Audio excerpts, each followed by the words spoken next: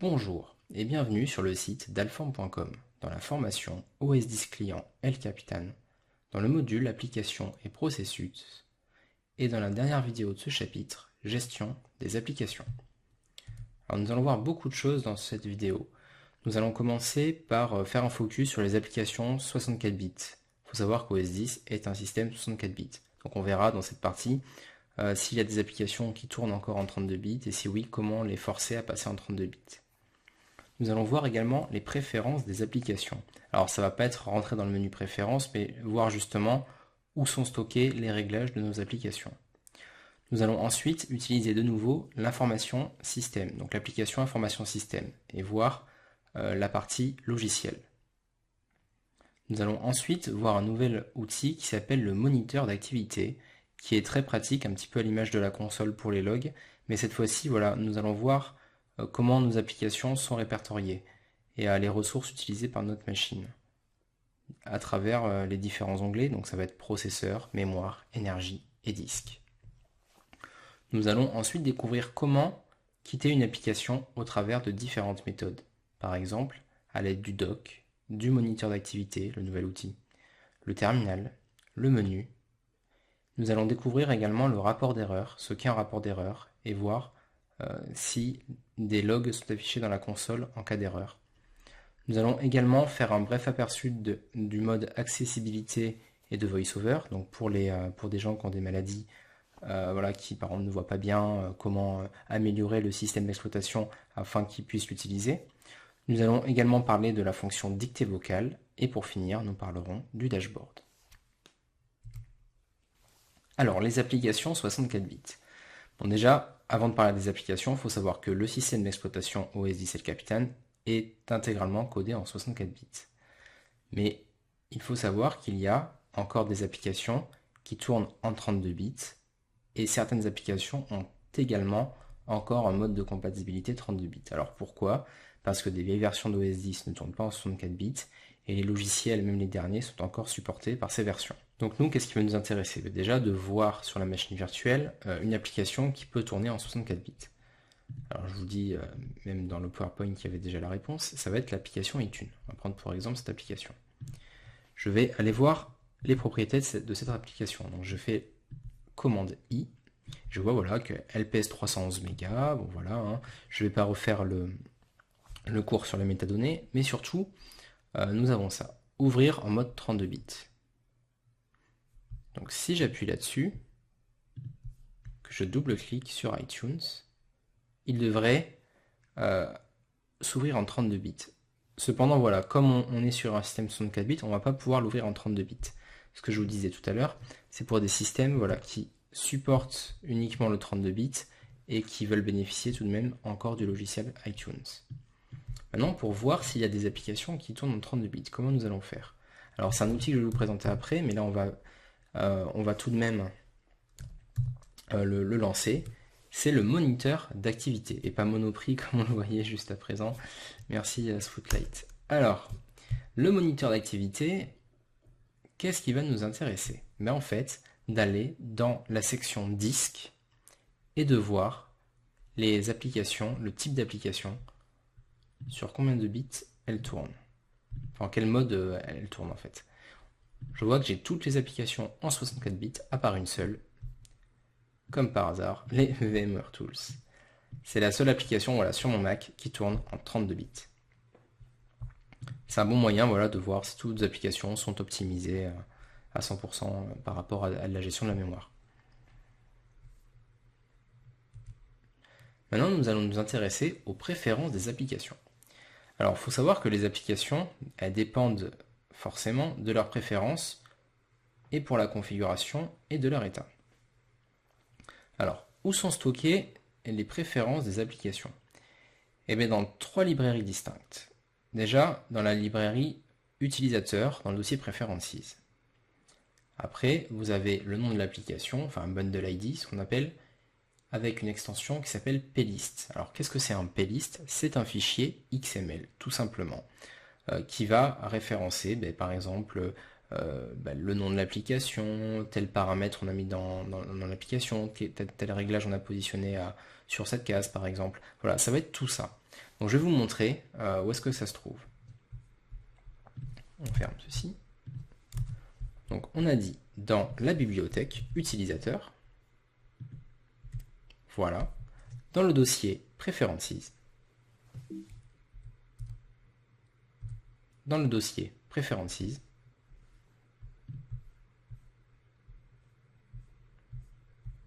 voilà, et après on a une liste de bundle ID. Alors on va prendre au hasard celui-là, la console, et on voit voilà des éléments de l'application. Donc me demandez pas de les déchiffrer parce que c'est un peu compliqué, mais enfin suivant, ça dépend des applications, mais là en l'occurrence c'est pas moi qui l'ai faite. Mais en tout cas voilà, on retrouve certains éléments, même le doc, voilà, on retrouve beaucoup de choses. Tout ce qui est applicatif, voilà, ont des paramètres, ont un fichier de préférence et se trouve pour la plupart ici. Après on a également un autre dossier qui est le dossier librairie, containers, bundle ID, data.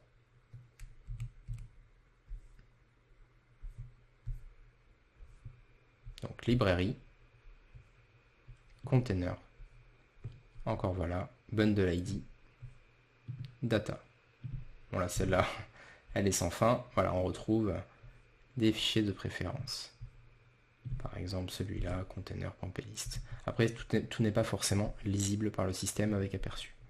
Et enfin, pour les applications système, librairie, préférence, bundle ID, .plist. Maintenant, nous allons voir l'application information système. Alors, on l'a déjà utilisé, cette application, mais on n'est pas allé partout, et notamment, on s'est pas trop attardé sur la partie logiciel. Alors déjà, quand on clique sur logiciel, qu'est-ce qu'on voit? On voit notre version d'OS, la version du noyau, le build de l'OS, sur quel est le volume de démarrage, le nom de l'ordinateur, le nom de l'utilisateur courant, le temps de démarrage. Je suis pas convaincu, mais voilà. Et surtout, on a la partie application. Alors évidemment, qui met du temps à charger, on le voit à droite, voilà. Et là, ça va référencer toutes les applications. C'est un bon moyen aussi de voir les applications qui sont installées. Typiquement, là, on voit YouTube, en fait, ça, c'était, regardez, user, information, application. C'était quand on avait installé Chrome dans une précédente vidéo, Google Chrome. On voit qu'il y avait une petite application, en fait, c'est un petit raccourci qui était créé dans le Launchpad pour accéder à Google Chrome. Et on voit d'ailleurs que quand j'avais supprimé l'application, ça n'a pas supprimé ces petits widgets qu'il a créés. Donc comme quoi je vous disais dans une précédente vidéo, il vaut mieux quand on supprime une application, utiliser un logiciel ou alors savoir exactement où il faut aller. Bon, ça peut être un bon moyen. On voit qu'on a YouTube. Concrètement, qu'est-ce qu'on peut faire? On peut aller jusqu'à ce point app et le supprimer. Donc ça, c'est un bon moyen de voir toutes les versions d'applications que l'on a. On a également d'autres menus qui nous permettent de voir les applications. Alors si je baisse cette fenêtre, je peux voir les applications en 64 bits et non. Et là d'ailleurs on en voit plus, on a plus de détails, on a l'intégralité, donc on voit les applications qui ne sont pas en 64 bits. On voit par exemple que l'Adobe Flash Player ne l'est pas. On retrouve notre application des VMware Tools. Voilà, on a des exemples comme ça. Je vous rappelle également qu'on a à gauche le menu extension pour voir toutes les extensions du kernel installées. C'est assez intéressant à regarder. L'historique des installations. Ça, on n'en a pas reparlé, mais voilà, on a installé des applications, c'est bien de le voir ici. Et également dans la console, dans le /var/log/install.log. Voilà, on a des logiciels désactivés s'il y en a.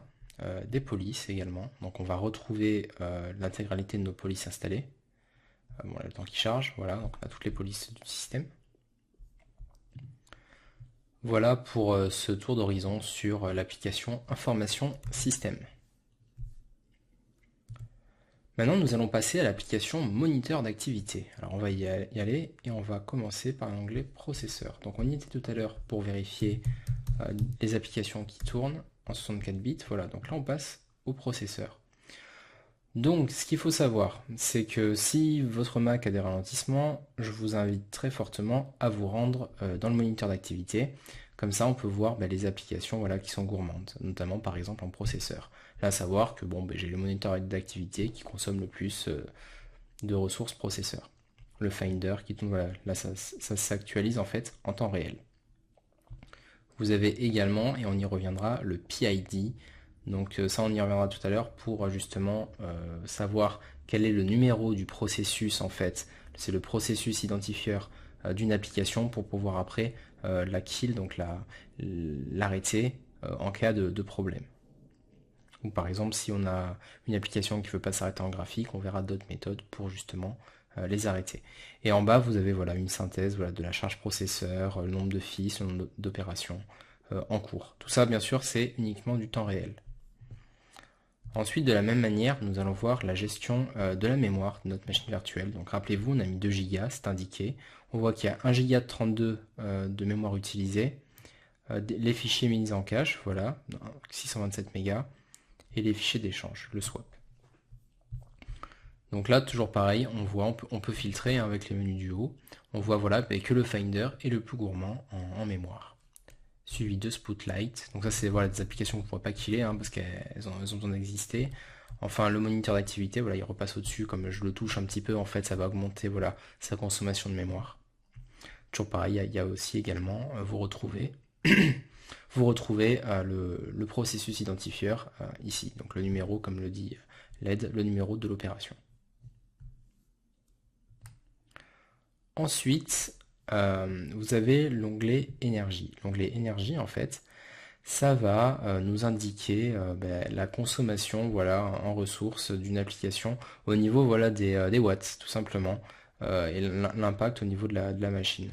Donc là, bon, ces données elles sont à prendre avec des pincettes parce qu'on est sur une machine virtuelle, donc il n'y a pas de... L'incidence, elle est plus ou moins bien calculée. Je pense sincèrement que vaut mieux le faire sur une machine physique pour s'en rendre compte. Mais voilà, il faut savoir que ça existe. Et notamment, on voit des processus qui sont gourmands en énergie, enfin gourmands plus ou moins. Mais on voit que c'est en tant que Alform Bastien qu'ils ont été utilisés. C'est important. Et là voilà, et cet historique là, c'est indiqué, c'est au cours des 8 dernières heures.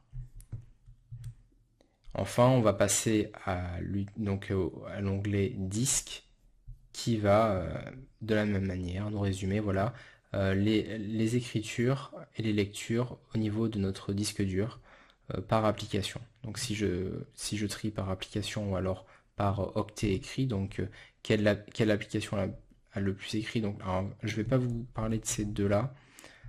Plutôt voilà, software update, on voit qu'on a eu des mises à jour et qu'elle a écrit 187 mégas. Typiquement, ça a été pendant tout à l'heure qu'on a installé dans une vidéo précédente des composants additionnels de Xcode avec le Mac App Store voilà, qui tournait derrière.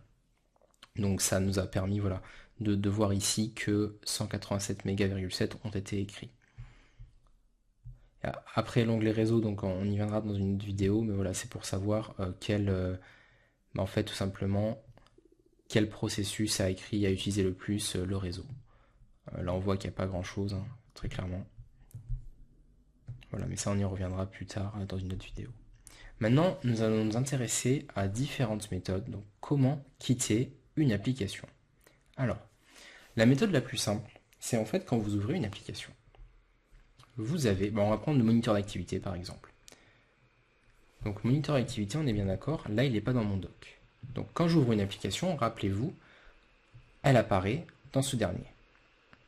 J'ouvre le moniteur d'activité et il apparaît dans le doc. On voit qu'il y a une petite pastille voilà, de couleur du doc qui indique que le processus, voilà, que l'application est active.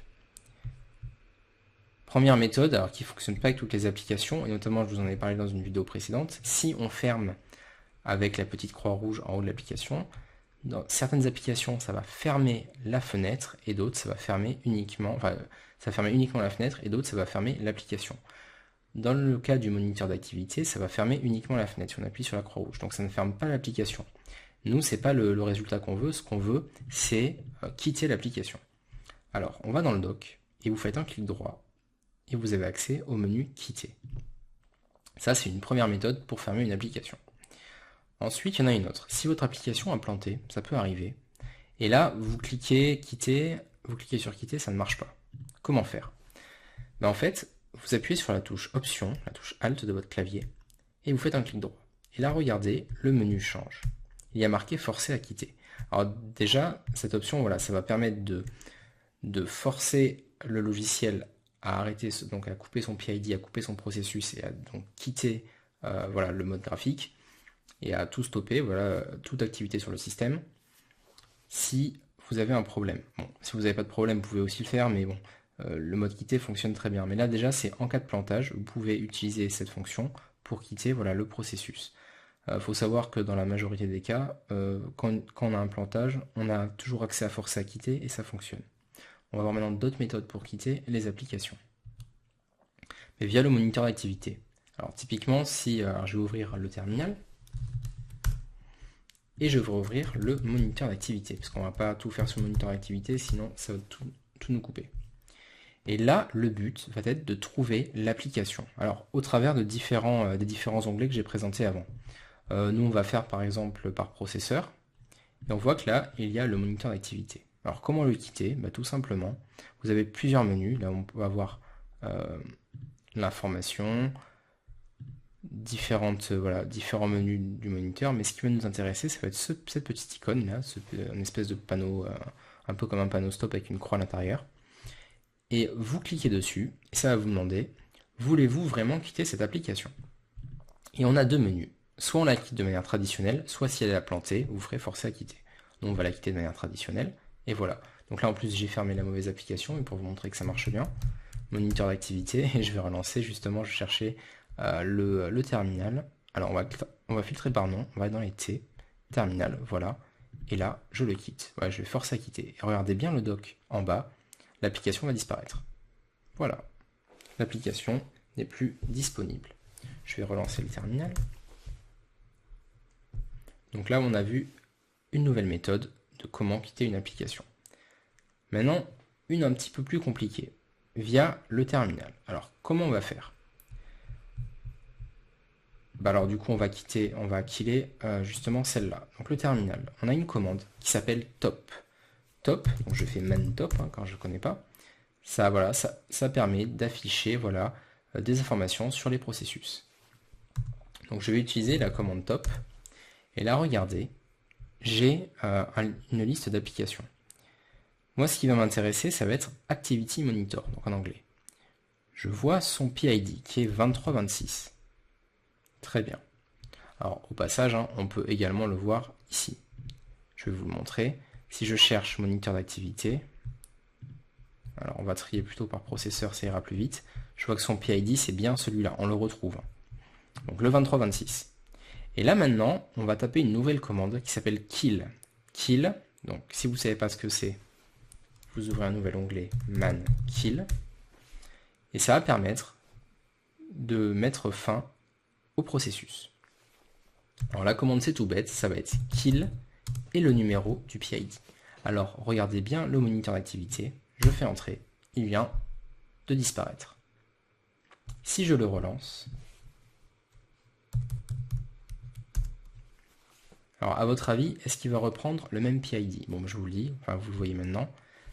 Tout à l'heure, on avait le PID 2326 et là, c'est le 2367. Donc non, il ne reprend pas le même PID. Donc si je refais 2326, ça peut peut-être, si je fais kill 2326, ça peut peut-être kill quelque chose d'essentiel, donc il ne faut pas le faire. Donc du coup, si je veux rekill de nouveau, je refais la commande top, je réitère l'opération, top, activity monitor 2367, je quitte, je fais kill 2367, entrée, le moniteur d'activité est arrêté. On peut également quitter une application via le menu pomme. Mais comment je fais? J'ai mon application voilà, qui est sélectionnée. Alors attention, toujours pareil, ne cliquez pas sur le Finder, enfin sur le bureau. Il faut bien que l'application soit active. Et vous faites pomme. Et obligatoirement, voilà, ça apparaît le menu forcer à quitter. J'ai pas appuyé sur de touche option, quoi que ce soit. J'ai uniquement voilà, appuyé sur le menu pomme et forcer à quitter. Et là, ça va me lister les applications actives qu'on va quitter.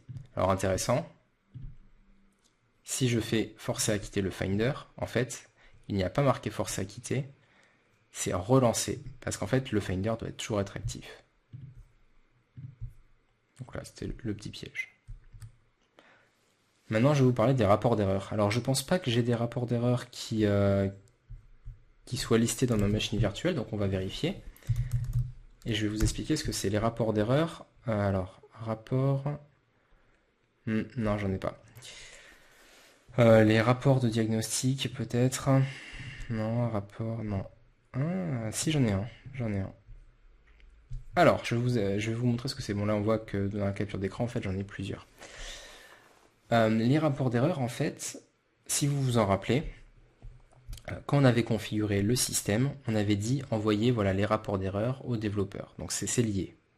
Alors, à quoi ça correspond?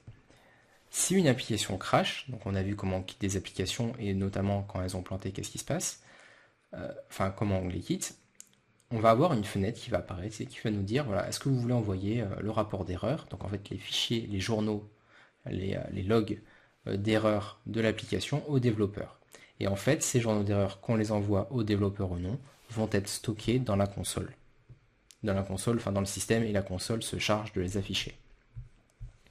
Donc par exemple, oui, ici, pendant que je faisais une vidéo, j'avais eu une application qui avait planté, donc ça je ne l'avais pas vu parce que je l'ai coupé au montage, mais j'ai eu justement mes disques utilité, l'utilitaire de disque, voilà, qui a planté.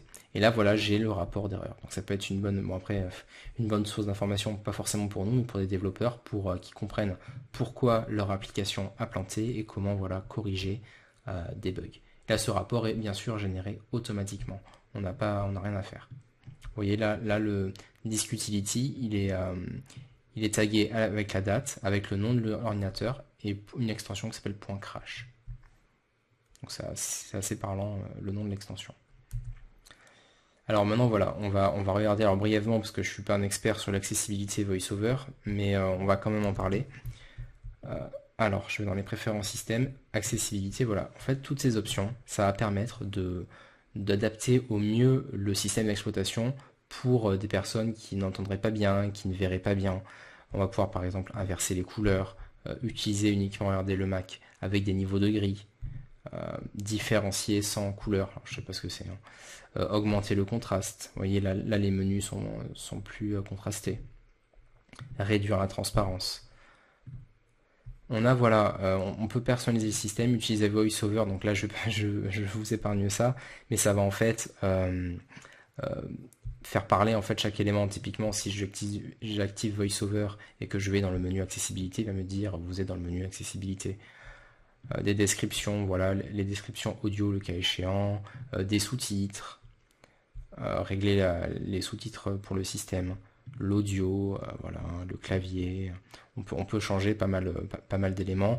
Par contre on a également pas que des paramètres pour les gens en déficit, qui ont quelconque déficit. On a également voilà, des options plus avancées, notamment pour le clavier, pourquoi pas, mais surtout pour le souris et le trackpad, pour activer typiquement la vitesse de défilement, pour activer certaines options, voilà, réduire la vitesse, l'augmenter. Maintenant, nous allons voir la dictée vocale. Alors la dictée vocale, elle se trouve également ici, mais c'est pas là où on va aller. Ça va être dans dictée et parole. Alors, qu'est-ce que c'est que ce menu? Alors, vous connaissez peut-être Siri sur iOS. Siri, c'est un assistant vocal. Eh bien, ça n'a rien à voir. Non, en fait, sur iPhone, vous avez Siri, mais vous avez également, quand vous écrivez un SMS, un petit micro pour dicter vos SMS. Et Siri, en fait, réutilise cette fonctionnalité pour la dictée vocale. Sur le Mac, vous avez exactement la même fonctionnalité de dictée vocale. C'est-à-dire, donc par défaut elle est désactivée, mais c'est-à-dire que si vous avez envie de taper un document, vous pouvez le faire en activant la dictée vocale. Comment faire? Eh bien, tout simplement en allant dans la dictée et paroles, en cliquant sur le bouton activer, et là regardez, par défaut il m'a coché utiliser la dictée améliorée. En fait c'est une dictée, voilà, c'est pour reconnaître encore mieux votre voix, voilà, pour qu'ils comprennent un peu mieux, surtout que moi qui articule pas tant que ça va permettre, voilà, avec 700 mégas de plus, d'avoir un meilleur rendu de la parole, et notamment dans des applications de traitement de texte. On nous indique également la langue du système et la langue pour la dictée vocale, et le raccourci afin d'utiliser cette fonctionnalité. Alors ce que je vais faire, je vais couper la vidéo le temps du téléchargement et je reviens pour vous faire une démonstration. Et voilà, donc on se retrouve après le téléchargement voilà, du contenu additionnel. Donc nous allons ouvrir une petite application au hasard TextEdit. Voilà. On va créer un nouveau document, bah tiens dans l'exemple, allez, super. Document qui est sur iCloud. Et alors, comment utiliser cette application, enfin cette fonctionnalité du système? Mais c'est marqué, appuyez 2 fois sur la touche FN, fonction. Ou alors vous pouvez faire plein de trucs comme vous voulez, choisir votre combinaison que vous préférez. Donc je vais changer de commande en fin de compte parce que ça ne marche pas. Donc on va utiliser 2 fois la touche commande de droite. Donc 2 fois, et voilà, on a même le bruit d'iOS. Et là en fait ça va capter ma voix et voir ce que je dis, ce que je raconte, et ça va le retranscrire sous forme de chaîne de caractères. Alors ce qu'on va faire, c'est qu'on va pas le faire comme ça, et je vais dire une phrase toute bête. J'aime l'entreprise Microsoft.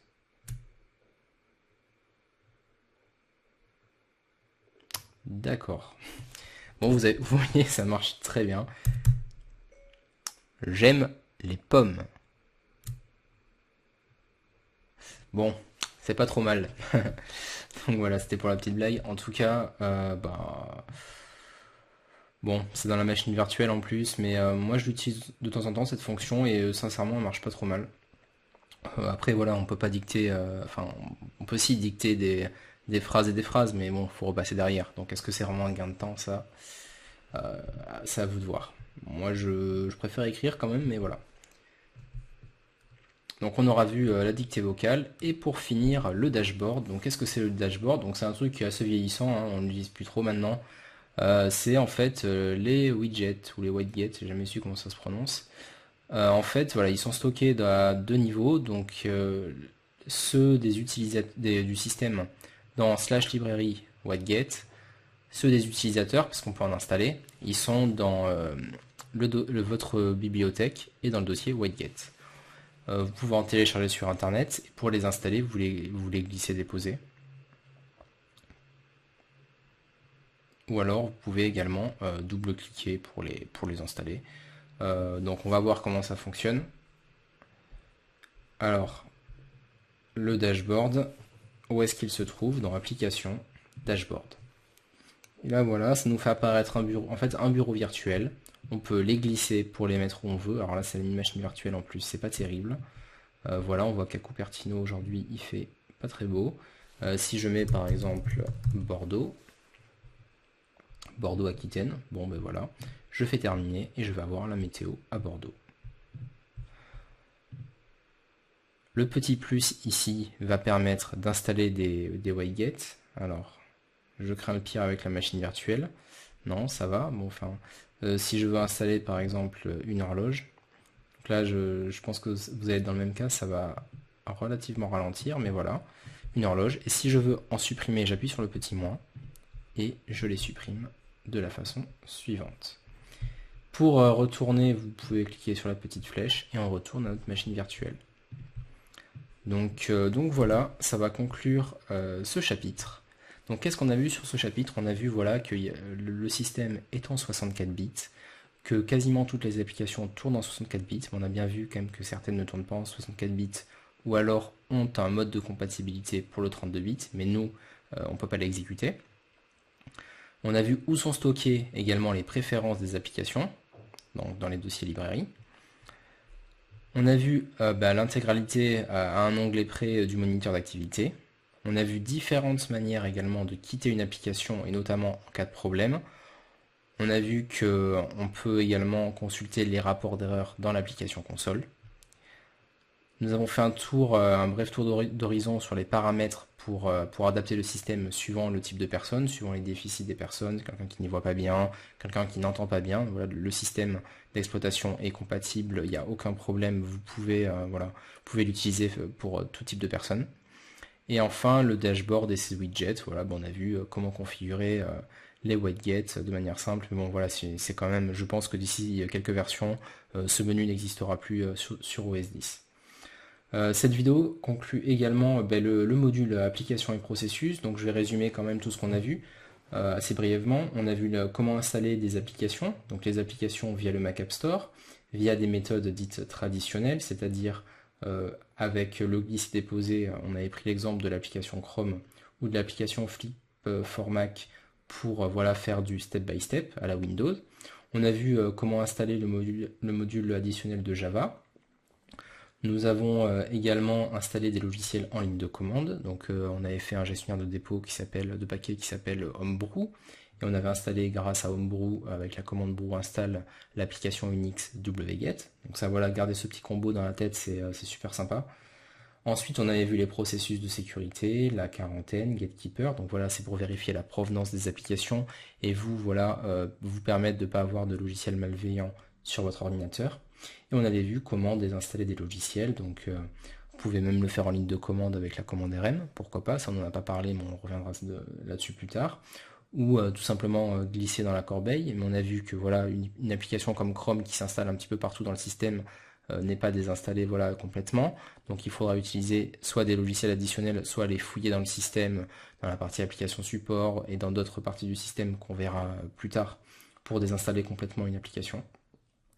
On a vu également dans la vidéo gestion des documents comment on fait pour personnaliser le menu ouvrir avec, choisir un type de fichier avec et l'associer à une application. On a vu qu'on pouvait également généraliser voilà, l'extension d'un fichier, donc tous les points PNG par exemple, pour l'ouvrir avec une autre application.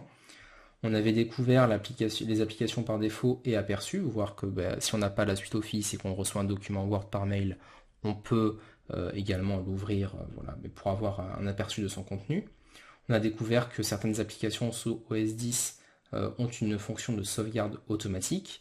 On a également vu que ces applications-là sont compatibles, gèrent l'outil version, qui sert à faire du versionning d'applications, qui est, je le rappelle, le time machine des documents. On a vu comment verrouiller des documents, et on a vu aussi qu'on peut les dupliquer pour typiquement garder le contenu intact. On a vu comment stocker des documents sur iCloud, et enfin restaurer l'état des fenêtres actives lors de la fermeture de la session. Et cette vidéo, voilà, nous avons découvert la gestion des applications au sens large. Donc voilà, cette vidéo clôture ce module et je vous retrouve très prochainement pour la suite.